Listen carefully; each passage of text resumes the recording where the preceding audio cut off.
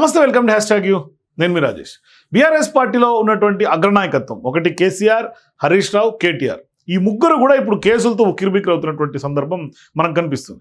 మరీ ముఖ్యంగా ఇప్పుడు కేసీఆర్, హరీష్ రావులు కాళేశ్వరం సంబంధించినటువంటి అంశంలో ఓవైపు సిబిఐ విచారణ, ఇప్పటికే పీసీ ఘోష్ కమిషన్ రిపోర్ట్ ఇవ్వడం, మరోవైపు పెద్ద ఎత్తున అరెస్టు అన్న భయం అయితే స్పష్టంగా పట్టుకుంది. అందుకని వాళ్ళు హైకోర్టు, సుప్రీంకోర్టులకు సంబంధించి లీగల్గా వాళ్ళు కొంత మూవ్ తీసుకున్నటువంటి నేపథ్యం. ఇక నెక్స్ట్ వంతు కేటీఆర్ వంతు వచ్చింది. ఇప్పుడు కేటీఆర్ పైన కూడా ఇప్పటికే ఫార్ములా ఈ కార్ రేస్ పైన పెద్ద ఎత్తున ఆరోపణలు ఎదుర్కొంటున్నటువంటి నేపథ్యంలో పెద్ద ఎత్తున అవినీతి జరిగింది అనే అంశం మీద కొంత నిధుల మళ్లింపు వ్యవహారంలో పూర్తిగా మౌఖిక ఆదేశాలు, అంటే క్యాబినెట్ అప్రూవల్ లేకుండా, లేదు అంటే ప్రధానంగా విదేశాలకు నగదు బదలాయింపు జరగడం, ఇదంతా కూడా ఒక ప్రణాళికాబద్ధంగా జరిగిందనే అంశాల మీద గత కొంతకాలంగా ఆరోపణలు ఉన్నాయి. దీని మీద ఇప్పుడు ఏసీబీ విచారణ సుదీర్ఘంగా నెలల తరబడి చేసిన తర్వాత ఇప్పుడు ఏసీబీ కొంత దూకుడు పెంచినట్టు కనిపిస్తుంది. అంటే ఇప్పుడు ఒక రకంగా గతం నుంచి కూడా కేటీఆర్ అరెస్ట్ అనే వార్తలు వచ్చినటువంటి నేపథ్యంలో ఇప్పుడు తాజాగా అరెస్టుకు ముహూర్తం ఫిక్స్ అయిందని చెప్పుకోవాలి. ఎందుకు అంటే స్పష్టంగా ఇప్పుడు ఈ రిపోర్టు ప్రభుత్వం చేతిలో ఉండటం, మరోవైపు ప్రాసిక్యూషన్ కూడా గవర్నర్ అనుమతి కోరటం చూస్తూ ఉంటే స్పష్టంగా కేటీఆర్ ఏ క్షణమైనా కొంత గవర్నర్ ఆదేశాలతో అరెస్ట్ జరిగే అవకాశాలు ఉన్నట్టుగా రాజకీయ వర్గాల్లో విస్తృతమైనటువంటి చర్చ జరుగుతోంది. అంటే ప్రధానంగా ఫార్ములా ఈ కార్ రేస్ కేసులో జరిగినటువంటి అవినీతికి ఆనాటి మున్సిపల్ శాఖ మంత్రిగా ఉన్నటువంటి కేటీఆర్ఏ పూర్తి బాధ్యుడు అన్నది మాత్రం విచారణలో ఏసీబీ నిర్ధారించినట్టుగా తెలుస్తోంది. ఒకవైపు కాళేశ్వరంకేమో పూర్తి బాధ్యత కేసీఆర్ది అయితే ఇప్పుడు ఏసీబీ కేటీఆర్ని ఈ కేసులో తేల్చినటువంటి పరిస్థితి. ఇప్పుడు ఈ కేసులో కేటీఆర్ను A1గా ఇప్పటికే పేర్కొన్నటువంటి వ్యవహారం, ఇక A2గా ఐఏఎస్ అధికారిగా ఉన్నటువంటి సీనియర్ అధికారి అరవింద్ కుమార్, అట్లాగే A3గా అప్పటి హెచ్ఎండిఏ మాజీ చీఫ్ ఇంజనీర్గా ఉన్నటువంటి బిఎల్ఎన్ రెడ్డి. ఈ ముగ్గురు ప్రధానంగా ఈ ముగ్గురు చుట్టూతోనే స్కామ్ చుట్టూ తిరిగినట్టుగా కనిపిస్తుంది. సో ఇప్పుడు వీళ్ళు ముగ్గురు A1, A2, A3లుగా ఉన్నారు. కేటీఆర్ ఆదేశాలను స్పష్టంగా తాము పాటించామని దర్యాప్తు సమయంలో A2 ఉన్నటువంటి అరవింద్ కుమార్ కానీ, A3గా ఉన్నటువంటి బిఎల్ఎన్ రెడ్డిలు కానీ ఏసీబీకి స్టేట్మెంట్ కూడా ఇచ్చినట్టుగా మనకు తెలుస్తోంది. సో ఇప్పుడు హెచ్ఎండిఏ నుంచి నిధుల చెల్లింపులో కేటీఆర్ ఏకపక్షంగా వ్యవహరించారన్నది మాత్రం ఏసీబీ విచారణలో వెల్లడైనట్టుగా తెలుస్తోంది. ఫార్ములా ఈ కార్ రేస్ కేసులో క్విడ్ ప్రోకో కూడా జరిగినట్టుగా ఏసీబీ ప్రాథమికంగా తేల్చేసింది. దీంతో నివేదిక కూడా ఇప్పుడు ప్రధానంగా ఇదే అంశాలు కొంత వెల్లడించినట్టుగా కనిపిస్తోంది. మరోవైపు హెచ్ఎండిఏ నిధులను Indian overseas bank Himayat Nagar branch నుంచి ఫార్ములా ఈ ఆర్గనైజేషన్, ఎవరైతే ఆపరేటర్స్ ఆర్గనైజేషన్స్ ఉన్నాయో వాళ్లకు ఎఫ్ఈఓ సంస్థకు యూకే ఫండ్ రూపంలో చెల్లింపులు జరిగాయని, ఇది పూర్తిగా రూల్స్ విరుద్ధం అనేది స్పష్టంగా తెలుస్తోంది. ఇది కేటీఆర్ ఒత్తిడి మేరకే జరిగినట్టుగా కూడా ఏసీబీ విచారణలో స్పష్టంగా తేలింది. అయితే క్విడ్ ప్రోకోలో భాగంగా ఫార్ములా ఈ కార్ రేస్కు స్పాన్సర్స్గా ఉన్నటువంటి వ్యవహరించినటువంటి ఏదైతే నెక్స్ట్ జెన్ ఉందో దాని మాతృ సంస్థ నుంచి కూడా బీఆర్ఎస్ పార్టీకి ఎలక్ట్రల్ బాండ్ రూపంలో 44 కోట్లు అందినట్లుగా ఇప్పటికే దర్యాప్తులో తెల్లమైపోయింది. సో ఇప్పుడు ప్రధానంగా విచారణలో ఏదైతే నెక్స్ట్ జెన్ సంస్థ ప్రతినిధులు సైతం కేటీఆర్ పైన ఆరోపణలు చేస్తూ దర్యాప్తు సంస్థకు స్టేట్మెంట్స్ కూడా ఇచ్చినట్లుగా తెలుస్తోంది. అయితే ఇప్పుడు ప్రధానంగా ఇప్పుడు కేటీఆర్ని అందరూ ఇరికించేశారు. ప్రధానంగా A2, A3 కానీ ఇప్పుడు నెక్స్ట్ జెన్ కానీ ఇదంతా కూడా కేటీఆర్ పైనే లెక్క పెట్టినటువంటి పరిస్థితి. సో ఇప్పుడు ఈ కేసు నివేదికను కూడా తాజాగా ప్రభుత్వానికి ఏసీబీ అధికారులు అందజేసినటువంటి వ్యవహారం ఇప్పుడు రాజకీయ వర్గాల్లో విస్తృత చర్చకు దారితీస్తోంది. మరోవైపు ఏం జరగబోతోంది ఈ కేసులో అనే ఉత్కంఠ పెరుగుతోంది.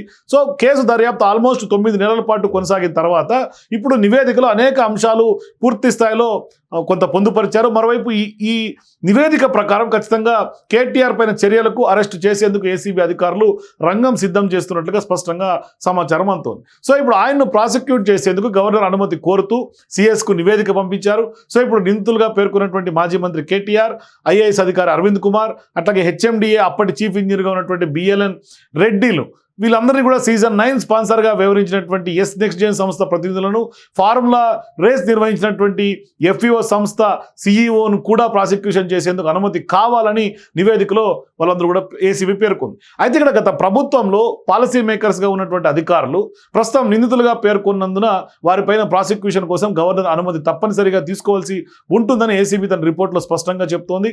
అయితే ఫార్ములా ఈ కార్ రేస్లో దాదాపుగా 55 కోట్లు, అంటే 54.88, ఇంచుమించు 55 కోట్లు హెచ్ఎండిఏ నిధులు దారి మళ్ళాయి అన్నది ఆనాటి ఎంఏయుడి ప్రిన్సిపల్ సెక్రటరీ, ఇప్పుడు ఐఏఎస్ అధికారిగా ఉన్నటువంటి దానా కిషోర్, ఆయన ఫిర్యాదు మేరకే డిసెంబర్ 19, 2024లోనే ఏసీబీ అధికారులు కేసు నమోదు చేశారు. ఇదే అంశంలో ఛార్జ్షీట్ వేసేందుకు కూడా ఏసీబీ అధికారులు కొంత చర్యలు చేపట్టినట్లుగా కూడా తెలుస్తోంది. సో ఇప్పుడు విచారణ సందర్భంగా ఎంఏయుడి ప్రిన్సిపల్ సెక్రటరీగా వ్యవహరించినటువంటి అరవింద్ కుమార్ కొంత అప్రూవల్గా మారి దర్యాప్తు సంస్థకు స్టేట్మెంట్లు కూడా ఇచ్చినటువంటి వ్యవహారం కూడా బహిర్గతమైంది.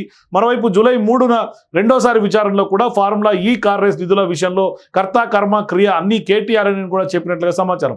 సో ఇప్పుడు ఆనాటి మంత్రి ఆదేశాల మేరకే చెల్లింపులు జరిగినట్టుగా హెచ్ఎండిఏ అప్పటి ఇంజనీర్గా ఉన్నటువంటి బిఎల్ఎన్ రెడ్డి కూడా స్పష్టంగా చెప్పినటువంటి వ్యవహారంలో ఇప్పుడు కేటీఆర్ ఖచ్చితంగా ఈ కేసులు ఇరుక్కునే అవకాశాలు ఉంటాయి. వాళ్ళ స్టేట్మెంట్ల ఆధారితంగా ఏసీబీ కేటీఆర్ని గ్రిల్ చేసే అవకాశం ఉంటుంది.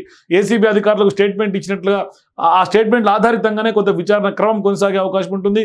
2 విడతలుగా 46 కోట్లను కొంత ఎఫ్ఈఓ సంస్థకు, అట్లాగే 8.6 కోట్ల రూపాయలను ట్యాక్స్ రూపంలో ఇన్కమ్ ట్యాక్స్ డిపార్ట్మెంట్కు, 1,10,00,000ను ఫెడరేషన్ మోటార్ క్లబ్కు కూడా బదిలీ చేశారని, ఇలా మొత్తంగా హెచ్ఎండిఏ నిధుల నుంచి 54.88 కోట్లు దుర్వినియోగమైనట్లుగా స్పష్టంగా ఏసీబీ అధికారులు ఇప్పుడే నిగ్గు తేల్చినటువంటి పరిస్థితి. ఈ వ్యవహారాలంతా కూడా రిపోర్ట్లో పొందుపరిచారు. మరోవైపు 54 కోట్ల రూపాయలు నిధులు మళ్లించి అక్కడి నుంచి మాతృ సంస్థ నుంచి బీఆర్ఎస్ పార్టీకి ఎలక్ట్రల్ బాండ్స్ రూపంలో 44 కోట్లు అందినటువంటి వ్యవహారం చూస్తుంటే ఖచ్చితంగా ఇది అతిపెద్ద క్విడ్ ప్రోగా కనిపిస్తోంది బీఆర్ఎస్ పార్టీ.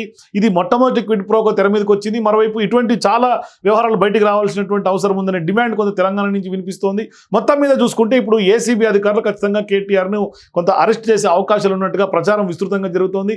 మరి ఇప్పుడు ప్రాసిక్యూషన్ అనుమతి కోరుతూ గవర్నర్కి లేఖ రాసినటువంటి నేపథ్యంలో మరి ప్రభుత్వం గవర్నర్ని కోరే అవకాశం ఉంటుంది. గవర్నర్ కనుక కొంత గ్రీన్ సిగ్నల్ ఇస్తే స్పష్టంగా ఏసీబీ అధికారులు దూకుడు మరింత పెంచే అవకాశం ఉంటుంది. భవిష్యత్తులో కేటీఆర్ని అట్లాగే అరవింద్ కుమార్ని, బిఎల్ఎన్ రెడ్డిని ముగ్గురిని కూడా ప్రాసిక్యూట్ చేసే అవకాశం ఉంటుంది. ప్రాసిక్యూషన్కి కానీ విచారణకు కానీ సహకరించకపోతే ఖచ్చితంగా అందరినీ కూడా అరెస్టులు చేసే అవకాశాలు కూడా ఉంటాయి. పెద్ద ఎత్తున ఇది అతిపెద్ద సంచలనంగా మారే అవకాశాలు ఉంటాయి. మొత్తం మీద ఏసీబీ అధికారులు అయితే మాత్రం ఖచ్చితంగా భవిష్యత్తులో కేటీఆర్ని త్వరలోనే, అంటే ఈ గవర్నర్ గ్రీన్ సిగ్నల్ ఇస్తే స్పష్టంగా అరెస్ట్ చేసే అవకాశాలు ఉంటాయనే ప్రచారం అయితే రాజకీయ వర్గాలు జరుగుతుంది. చూద్దాం ఏం జరగబోతుంది ఈ కేసులో. మొత్తం మీద అయితే మాత్రం ఏసీబీ విచారణలో క్విడ్ ప్రోకో వ్యవహారం అయితే బట్ట బయలైంది. సో మీరు కూడా ఖచ్చితంగా గతంలో ఫార్ములా ఈ కార్ రేస్ నేపథ్యంలో ఆ కేసు వ్యవహరిస్తున్నట్టు, అంటే విచారణ చేస్తున్నటువంటి ఏసీబీ నిగ్గు తేల్చినట్టుగా క్విడ్ ప్రోకో ఖచ్చితంగా జరిగిందని మీకు అనిపిస్తుందా? మీ అభిప్రాయాల కింద కామెంట్స్ తెలియజేయండి. For more videos please watch #.